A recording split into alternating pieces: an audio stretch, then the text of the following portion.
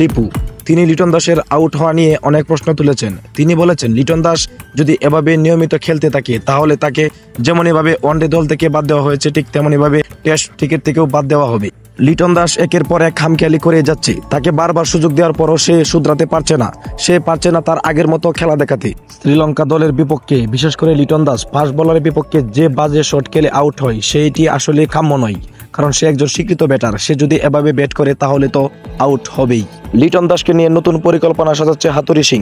যদি এভাবে বারবার তাকে নিয়ে পরিকল্পনা সাজানো হয় তাহলে তো একটা ক্রিকেট দল ঠিক থাকবে না, কারণ এভাবে পরিকল্পনা সাজাতে সাজাতে ক্রিকেট দলের অবস্থা একেবারে খারাপ পজিশনে চলে যাবে। বিশেষ করে বাংলাদেশ দল বর্তমানে টেস্ট র্যাঙ্কিং এ একটি ভালো জায়গায় ছিল, কিন্তু এভাবে যদি খারাপ খেলতে থাকে তাহলে একদিন সেই র্যাঙ্কিং থেকে নিচে নেমে যাবে এবং চ্যাম্পিয়নশিপে খেলতে পারবে না। আসলে কি লিটন দাস এত বাজে খেলার পিছনে এটা কি লিটন দাসের দোষ নাকি হাতুড়ি সিং এর পরিকল্পনার দোষ? যদি হাতুড়ি সিং এভাবে পরিকল্পনা করে তাহলে তো লিটন বারবার বাজে খেলা খেলবেই, কারণ সে একজন ক্লাসিক্যাল ব্যাটসম্যান ছিল বাংলাদেশের। একমাত্র হাতুড়ি সিং আসার পর থেকে তার ফর্মের এমন অবস্থা। সুতরাং বলা যাচ্ছে যে লিটন দাস যদি এভাবে খেলে তাহলে তাকে অবশ্যই দল থেকে বাদ দেওয়া হবে।